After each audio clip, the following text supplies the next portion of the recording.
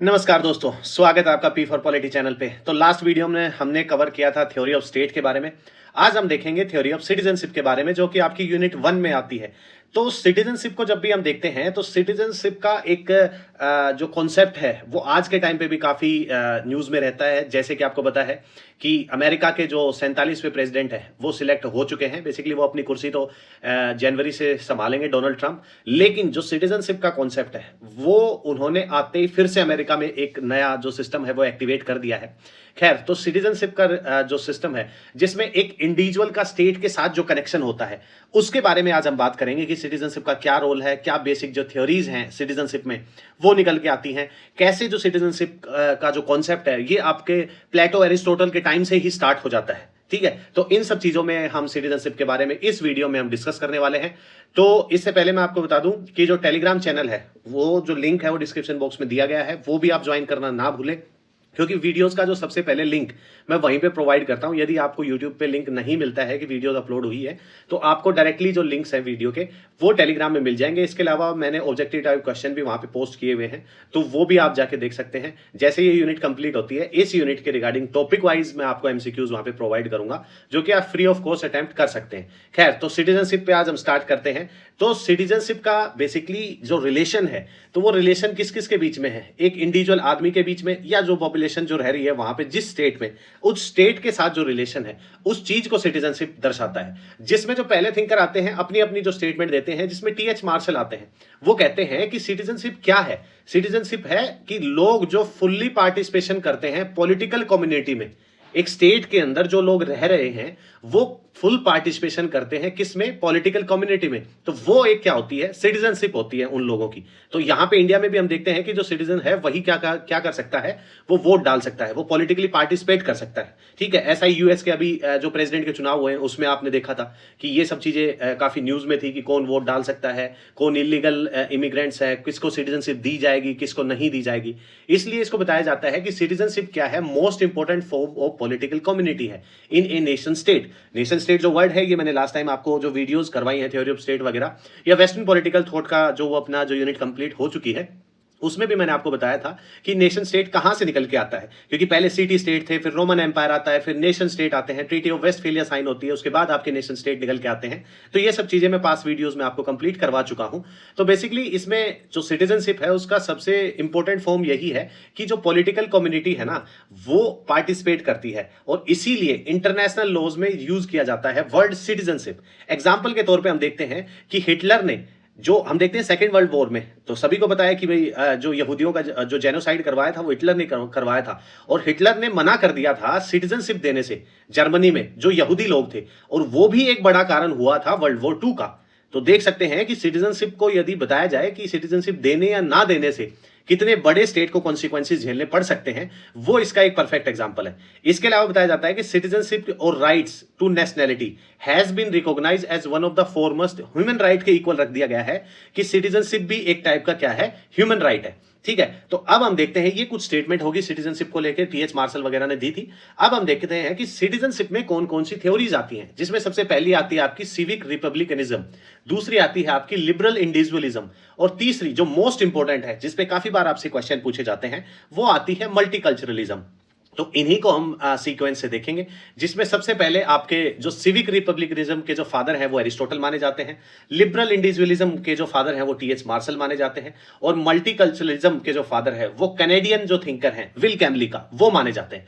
तो पहले आज हम स्टार्ट करते हैं सिविक रिपब्लिकनिज्म से। तो ये जो पहली थ्योरी है ये किसके बारे में बात करती है, तो ये बात करती है कॉन्सेप्ट ऑफ लिमिटेड स्टेट। अब जब भी मैं बात करता हूं लिमिटेड स्टेट की तो इसका मतलब क्या है, लिमिटेड स्टेट का मतलब है कि जो पावर है वो लोगों के पास शिफ्ट हो गई है, लोगों के हाथों में पावर चली गई। जब हमने लिबरलिज्म देखा था, जिसमें आपको पता होगा कि जो 3 स्टेजेस आती हैं, क्लासिकल लिबरलिज्म हो गया, आपका मॉडर्न लिबरलिज्म हो गया, और नियो लिबरलिज्म हो गया। तो क्लासिकल और नियो लिबरलिज्म में हम देखते हैं कि दोनों में ही क्या आता है कि इंडिविजुअल को प्रायोरिटी दी जाती है, इंडिविजुअल की जो राइट्स हैं उसको प्रायोरिटी दी जाती है। तो जब भी इंडिविजुअल को या लोगों को देखा जाएगा, उनके राइट्स देखे जाएंगे, तो ऑटोमेटिक हमें पता है कि जो बेसिकली जो पावर है वो किसके पास चली जाएगी, आपकी लोगों के पास चली जाएगी, और पावर कम किसकी हो जाएगी, वो स्टेट की हो जाएगी, गवर्नमेंट की हो जाएगी। इसीलिए ये जो सिविक रिपब्लिकनिज्म जो थ्योरी है आपकी, इसमें क्या है, ये कॉन्सेप्ट है लिमिटेड स्टेट का। इसका मतलब है कॉन्स्टिट्यूशन, रूल ऑफ लॉ, जब भी कॉन्स्टिट्यूशन किसी भी स्टेट के अंडर होता है तो गवर्नमेंट क्या करती है, उस कॉन्स्टिट्यूशन के हिसाब से चलती है। ऐसे नहीं कि अपने कानून बना दिए, कुछ भी कर दिए। आज भी हम देखते हैं इंडिया में आपका आपका यदि पार्लियामेंट से यदि कोई कानून बन भी जाता है तो उसको सुप्रीम कोर्ट खारिज कर सकता है। बेसिक फीचर ऑफ कॉन्स्टिट्यूशन आपने देखा होगा, केशव भारती केस 1973 का। इसके अलावा बहुत से ऐसे भी कॉन्सेप्ट हैं जिसमें जो कानून बनते हैं उनको रिजेक्ट कर दिया जाता है जुडिशियल रिव्यू के तहत, ठीक है। तो इसका मतलब क्या है कि जो इंडिविजुअल के राइट्स हैं, फंडामेंटल राइट्स है, directive principle of state policies हैं, आपके फंडामेंटल ड्यूटीज हैं, ठीक है, बेसिक फीचर ऑफ कॉन्स्टिट्यूशन है, और भी आर्टिकल है, जिन सभी को देख के क्या है कानून बनाया जाता है। ऐसा नहीं है कि आप बेसिक गवर्नमेंट यदि पावर में है तो वो अपने हिसाब से कानून बनाएगी, नहीं, लोगों के हित में देखते हुए आपके कानून बनेंगे। इसीलिए इस जो सिविक रिपब्लिकनिज्म जो थ्योरी है, इसमें क्या है कि बताया जाता है कि कॉन्सेप्ट ऑफ लिमिटेड स्टेट, जिसमें कॉन्स्टिट्यूशनलिज्म आता है और रूल ऑफ लॉ आता है। इसमें बेसिकली एम क्या किया जाता है कि limiting the power of state, कि जब भी लोग एक्टिवली पार्टिसिपेट करेंगे, अपने राइट्स का क्या करेंगे, यूज करेंगे, तो उसमें क्या होगा कि गवर्नमेंट क्या होगा, गवर्नमेंट की जो पावर है वो क्या हो जाएगी, लिमिट हो जाएगी।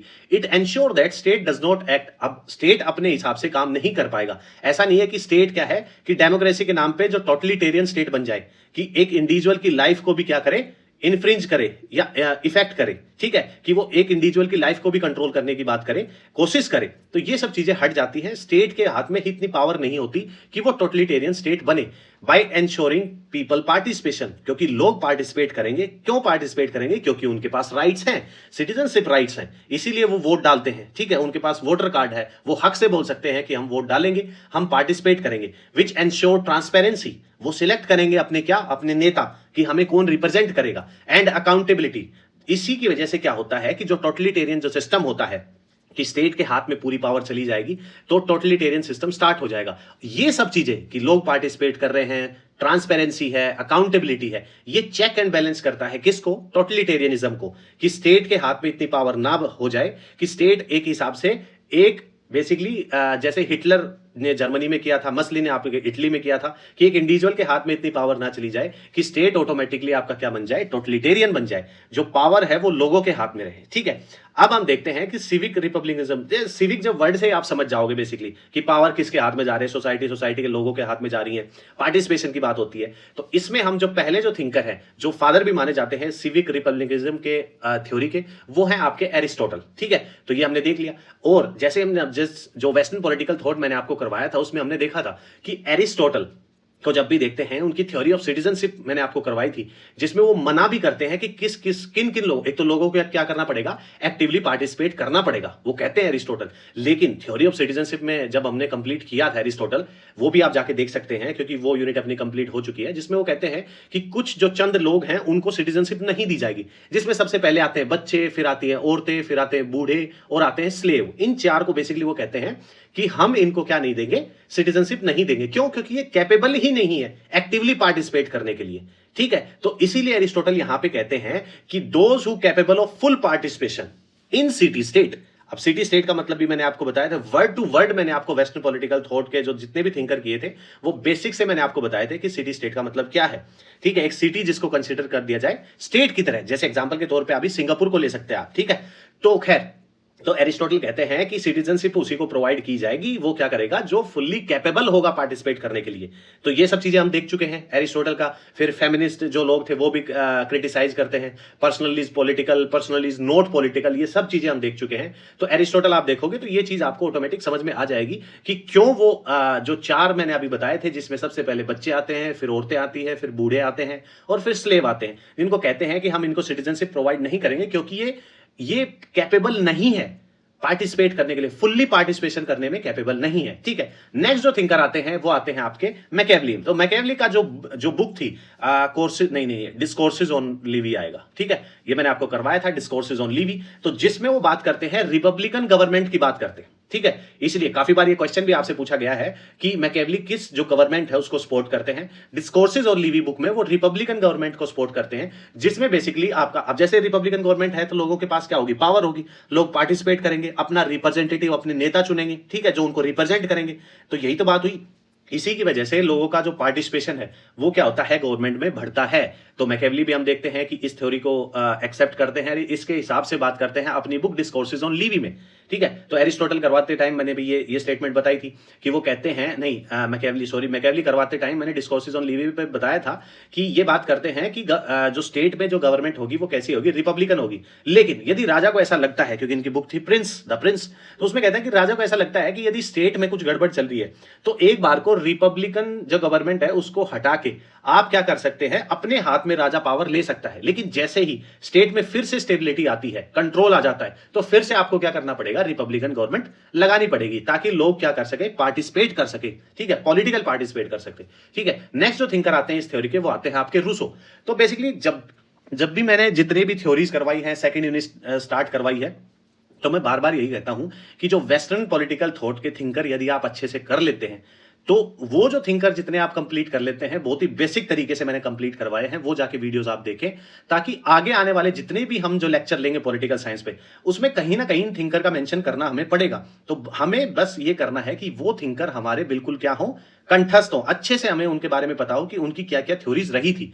तो रूसो का भी मैंने आपको पढ़ाया था, जिसमें वो क्या होता है, फादर ऑफ फ्रेंच रेवोल्यूशन हो गया, ठीक है, डायरेक्ट पार्टिसिपेशन की बात करते हैं। इसीलिए वो बात करते हैं क्या कि आपकी जो पॉपुलेशन कितनी होनी चाहिए, 10,000 होनी चाहिए, ठीक है, जहां जो स्टेट है उसकी 10,000 होनी चाहिए। प्लेटो आपके सिटी स्टेट की 5,040 बताता है। क्यों बताता है? क्योंकि लिमिटेड यदि पॉपुलेशन होगी तो डायरेक्ट पार्टिसिपेशन पॉसिबल हो पाएगा। इसीलिए कहता है, रूसो भी कहता है कि if you want freedom go to participation in formulation real will, कि यदि फ्रीडम चाहिए तो बेसिकली आपको क्या करना पड़ेगा, पार्टिसिपेट करना पड़ेगा, लोगों को क्या करना पड़ेगा, डायरेक्ट डेमोक्रेसी में डायरेक्ट पार्टिसिपेशन करना पड़ेगा रूसो के अकॉर्डिंग। तो ये सब चीजें मैंने आपको रूसो करवाई थी, तब भी करवाई है। इसके अलावा जो थ्योरीज ऑफ स्टेट हो गया, फेमिनिज्म हो गया, मार्क्सिज्म हो गया, इसमें कहीं ना कहीं इनका मेंशन आया ही है। ये सब चीजें मैंने आपको करवाई है। इसके बाद आपकी हैना एरेंट आती हैं, ठीक है, जो कि जर्मनी से बिलोंग करती थी, उसके बाद वो यूएस चली जाती हैं क्योंकि वहां सब हिटलर के चक्कर में, ठीक है। तो ये भी क्या कहती हैं कि if you want to fight against totalitarianism, कि यदि स्टेट का जो टोटलिटेरियनिज्म है, बेसिकली ये बात करती हैं किसकी,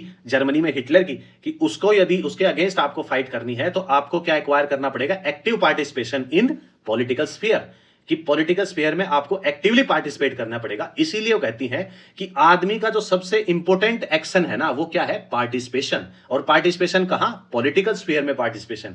क्योंकि जब भी मैंने आपको हैना एरेंट करवाया था, जब मैंने आपको बताया था कि जो आदमी के एक्शन है वो बताती है, वो 3 एक्शन इंपॉर्टेंट है, ठीक है, जिसमें वो बताती है कि सबसे पहला एक्शन क्या है उनका लेबर है, फिर वर्क है, और फिर एक्शन है। एक्शन को क्या रखती है, टॉप मोस्ट प्रायोरिटी पे रखती है वो, ठीक है। तो इसीलिए वो क्या कहती है, एक्शन क्या है, सबसे इंपॉर्टेंट आदमी का एक्शन क्या है, वो है पार्टिसिपेशन।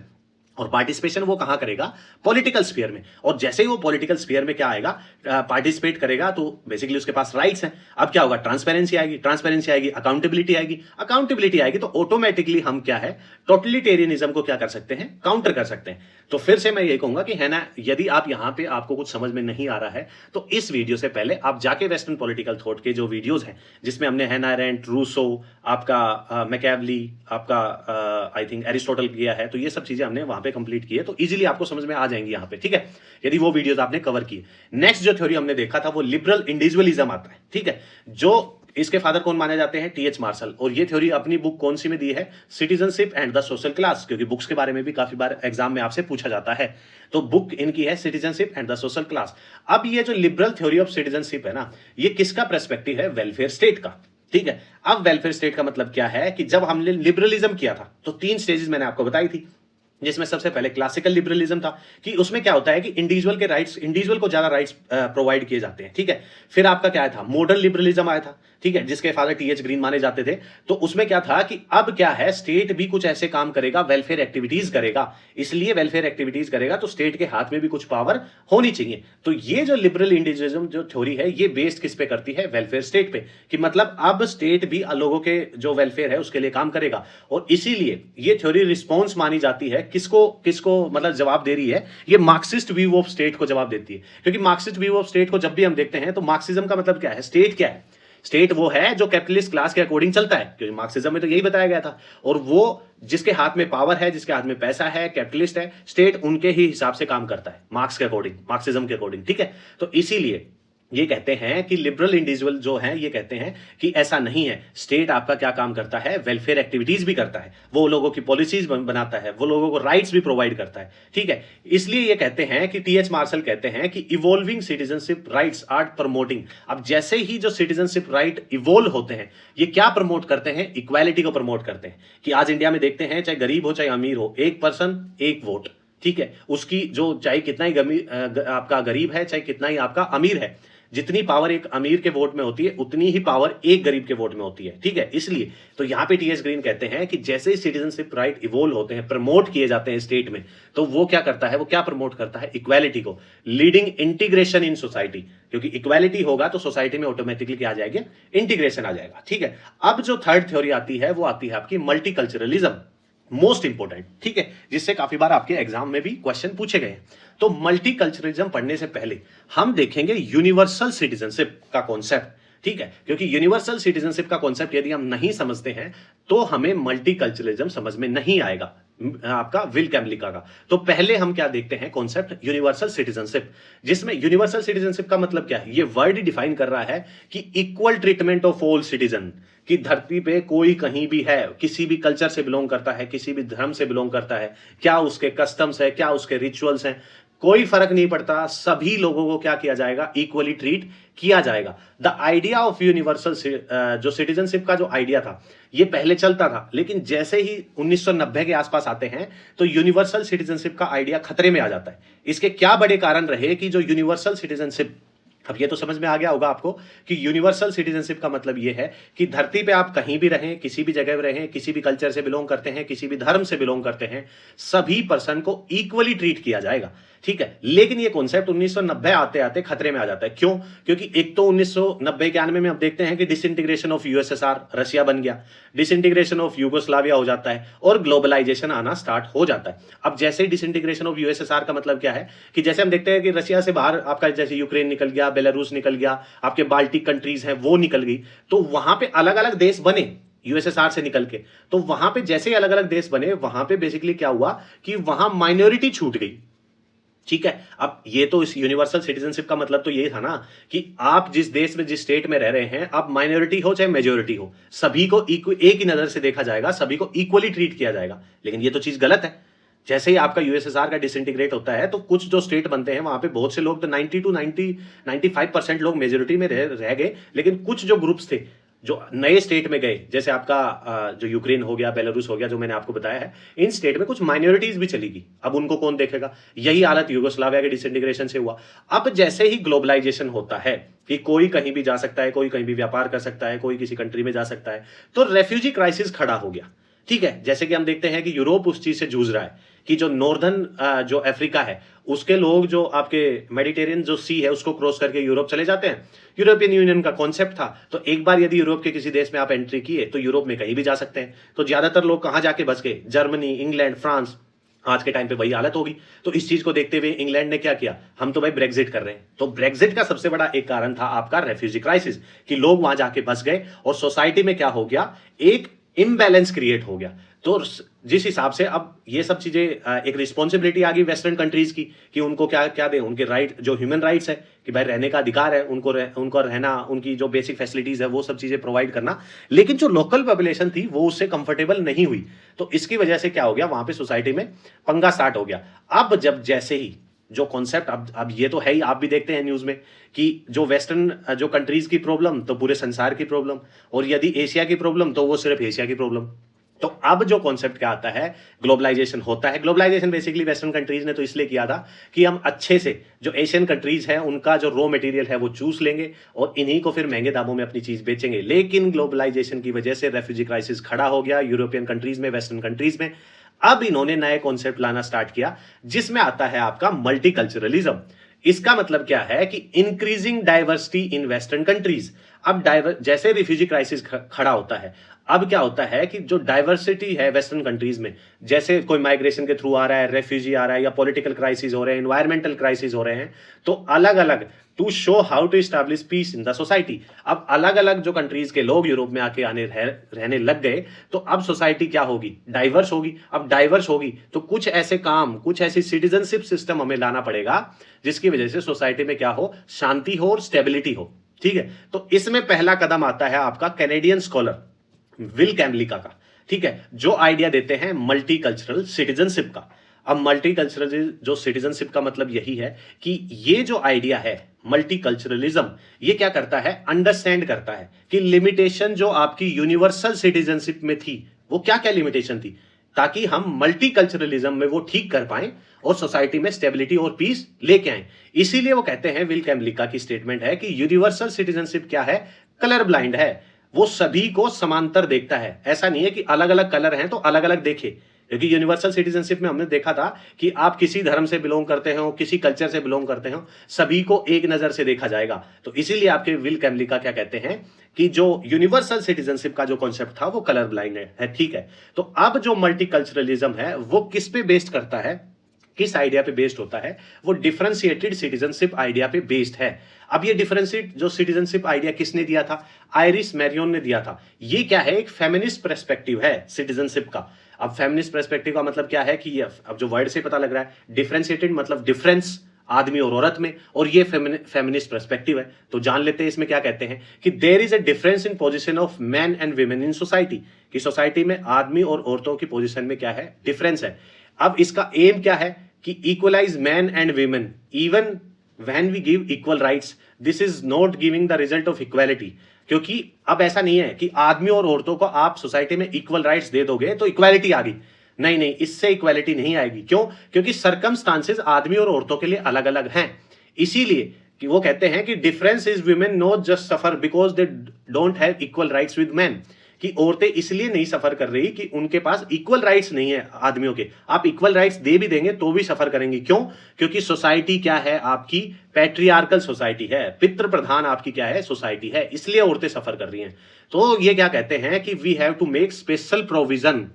अब यहां पे क्या आ जाता है कि औरतों को स्पेशल राइट्स दिए जाएंगे, उनके लिए स्पेशल प्रोविजन बनाएंगे, और इसी को क्या कहा गया, डिफरेंशिएटेड सिटीजनशिप, जिस आइडिया पे आपका मल्टीकल्चरलिज्म टिका हुआ है। ठीक है, तो ये आपको समझ में आ गया होगा। तो मल्टीकल्चरलिज्म इज बेस्ड ऑन, जैसा कि मैंने अब आपको बताया कि मल्टीकल्चरलिज्म आपका किस पे बेस्ड है, डिफरेंशिएटेड आइडिया पे, कि ऐसा नहीं है कि सभी को इक्वल राइट्स प्रोवाइड कर दोगे, सभी के सर्कमस्टांसेस अलग हैं, इसलिए आपको क्या करना पड़ेगा, स्पेशल प्रोविजंस बनाने पड़ेंगे।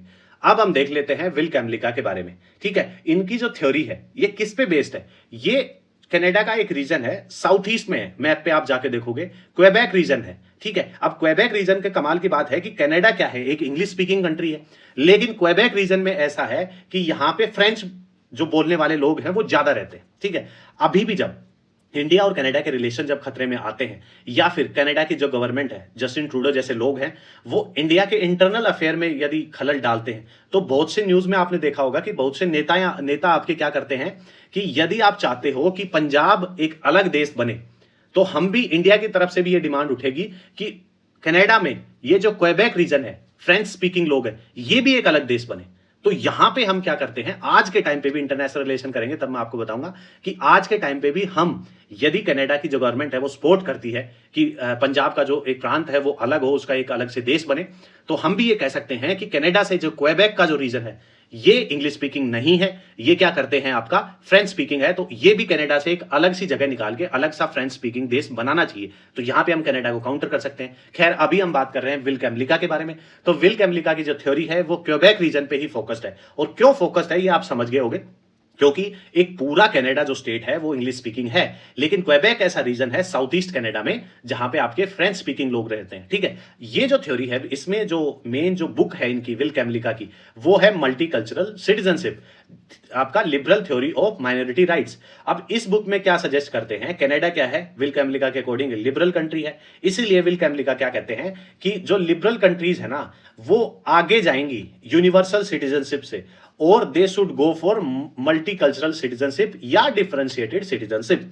अब कमाल की बात यह है कि ये कह रहे हैं कि कनाडा क्या है, एक लिबरल कंट्री है। अब लिबरल कंट्री है तो यूनिवर्सल सिटीजनशिप का कॉन्सेप्ट लेके चलते हैं। अब यूनिवर्सल सिटीजनशिप का कॉन्सेप्ट लेके चल रहे तो इसका मतलब क्या है कि जो इंग्लिश स्पीकिंग जो लोग हैं उन्हीं को किसके इक्वल रख दिया, क्वेबेक के जो फ्रेंच स्पीकिंग लोग हैं उनके इक्वल, और सभी को इक्वल राइट्स दे दिए। अरे भाई कनाडा में ये तो माइनॉरिटी है, इसलिए आपको स्पेशल प्रोविजन बनाना पड़ेगा अलग से। इनका कल्चर अलग है, इनकी लैंग्वेज अलग है, ठीक है, इनके कस्टम्स अलग है, तो इनके लिए स्पेशल प्रोविजन बनाना पड़ेगा। इसीलिए कनाडा को या लिबरल जो कंट्रीज हैं उनको यूनिवर्सल सिटीजनशिप से शिफ्ट होके मल्टी कल्चरल जो सिटीजनशिप है, या फिर आप बोल सकते हैं डिफरेंशिएटेड सिटीजनशिप है, इस पे हमें क्या है जाना पड़ेगा। ठीक है, अब विल कैमलिक का कुछ इस बारे में भी बात करते हैं, टाइप ऑफ माइनॉरिटीज भी बताते हैं, 3 टाइप बताते हैं, जिसमें बात करते हैं नेशनल माइनॉरिटी का, इमिग्रेंट्स एंड रिफ्यूजीज का, और तीसरा जो ग्रुप वो रखते हैं वो ट्राइबल विमेन एंड ट्रांसजेंडर का। ठीक है, जिसमें बताते हैं कि जो नेशनल माइनॉरिटीज है, नेशनल माइनॉरिटीज का मतलब क्या है कि ये उसी देश की माइनॉरिटी हैं, इसीलिए वो जो नेशनल माइनॉरिटी है क्योंकि वो वहीं के लोग हैं जिस स्टेट से वो बिलोंग करते हैं, इसलिए उनको कुछ राइट्स दिए जाएंगे, स्पेशल राइट। क्योंकि हमने देखा था कि वो कह रहे हैं कि लिबरल कंट्रीज को यूनिवर्सल सिटीजनशिप से किस साइड जाना पड़ेगा, मल्टीकल्चरल सिटीजनशिप की तरफ जाना पड़ेगा। तो इसलिए मल्टीकल्चरल सिटीजनशिप की तरफ जाओगे तो माइनॉरिटी है उसको स्पेशल राइट्स देना पड़ेगा। तो माइनॉरिटीज भी अलग अलग है, इसलिए उन्होंने 3 हिस्सों में माइनॉरिटीज को डिवाइड किया।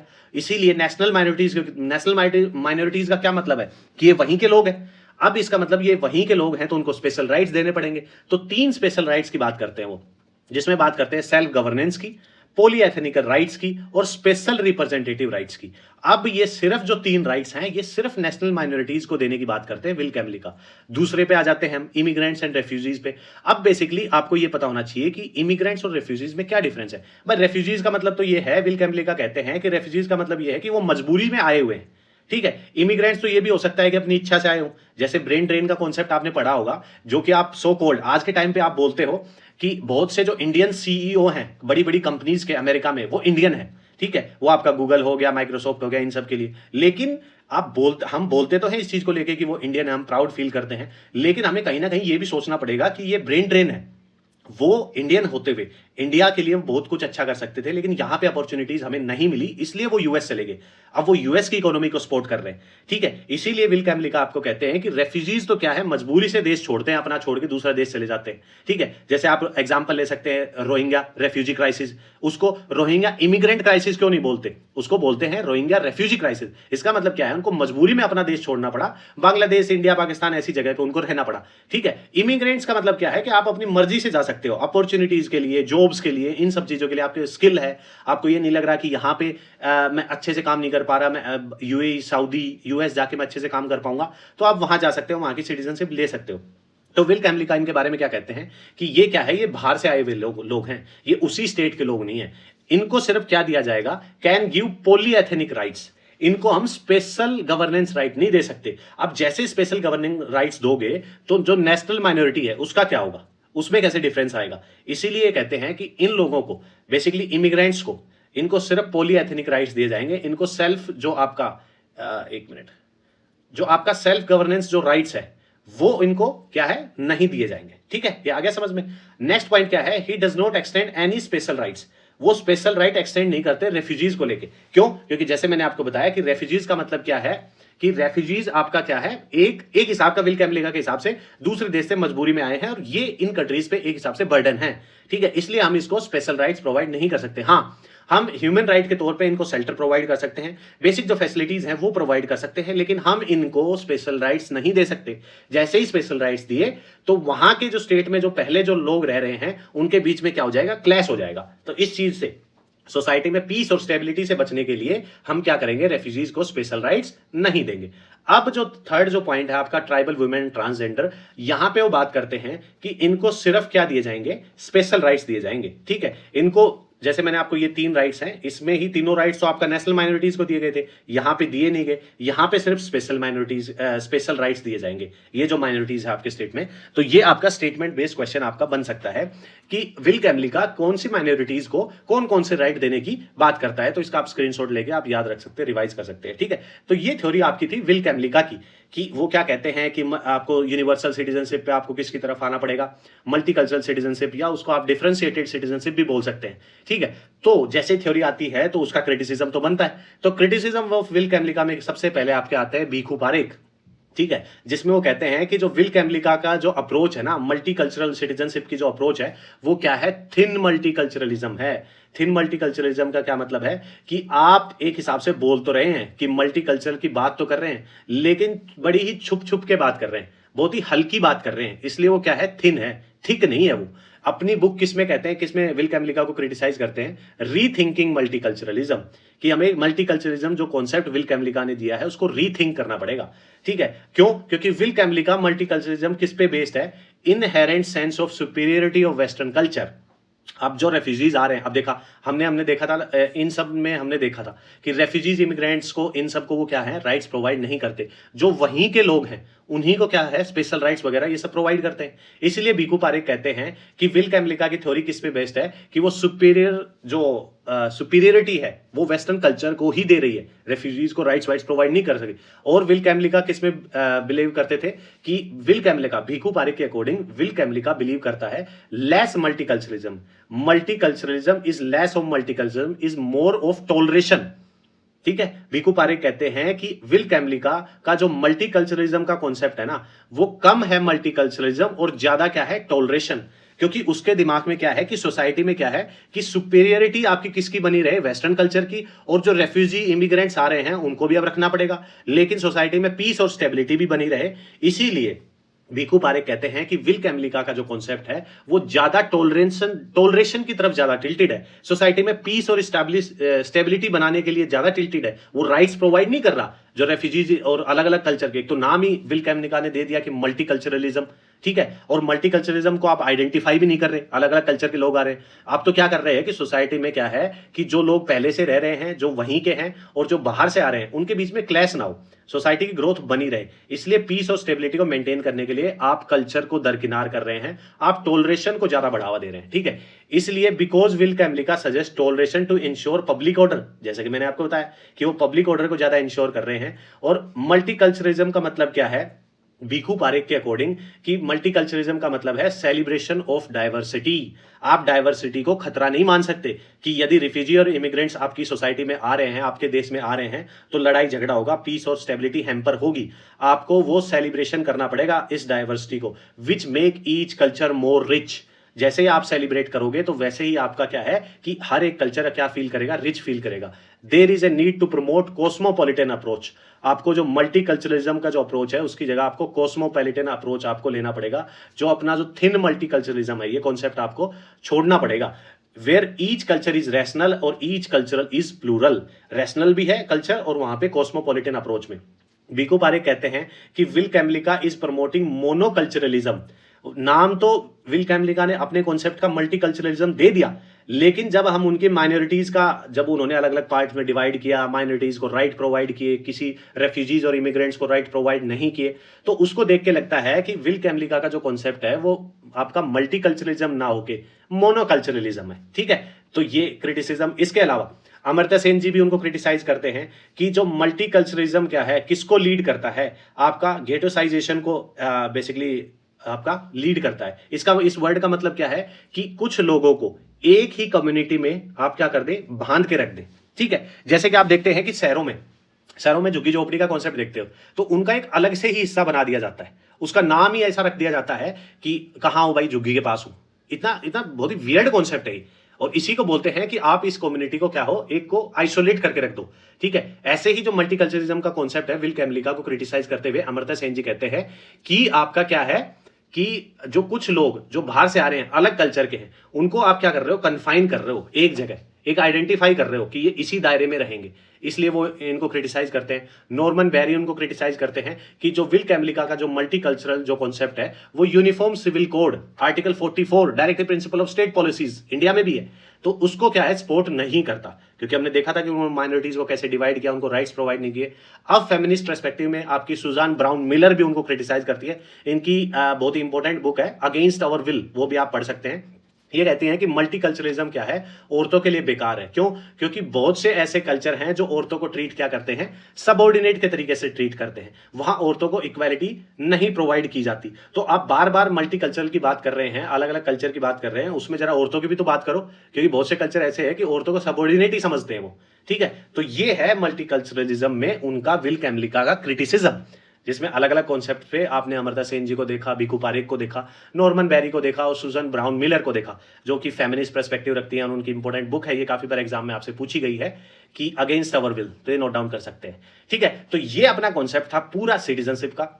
इसके अलावा यदि आपको ऐसा लगता है कि इस सिटीजनशिप कॉन्सेप्ट में और भी हम इंप्रूवमेंट कर सकते हैं, और भी फैक्ट्स हमें चाहिए, या ये फैक्ट्स हमें मेंशन करने चाहिए थे, तो कमेंट बॉक्स आपके लिए खुला है। आप अपना इस वीडियोस के रिगार्डिंग फीडबैक जरूर दें, ठीक है, ताकि मुझे ऐसा लगे कि कंटेंट हमें क्या है, इंप्रूव करना है। ठीक है, हमें नेट को बेसिकली मायने नहीं रखता है, हमें जेआरएफ को टारगेट करना है। तो इसलिए बहुत ही बेसिक से कवर करते हुए, चीजों को रटना ना पड़े, ठीक है, एक स्टोरी फॉर्म में हमें चीजें पता हो और कंटेंट भी हमारा क्या हो, क्वालिटी का हो, तो वो आप हेल्प कर सकते हैं। कमेंट बॉक्स में आप मेंशन कर सकते हैं। यदि आपको अच्छा भी लगा है तो भी आप वीडियोस देखते हैं तो मेंशन करें कि कंटेंट अच्छा था, यस, आप थैंक यू वगैरह जो भी आप अपना फीडबैक दे सकते हैं वो दें। और अपने जो साथी हैं जो डायरेक्टली इनडायरेक्टली पॉलिटिकल साइंस से जुड़े हुए हैं, उनको ये वीडियोस चैनल आप शेयर कर सकते हैं। इससे मुझे भी मोटिवेशन मिलेगी काम करने के लिए, ठीक है। और जुड़े रहे चैनल के साथ, P4 पॉलिटी, और एग्जाम की तैयारी अच्छे से करते रहें। All the very best, thank you.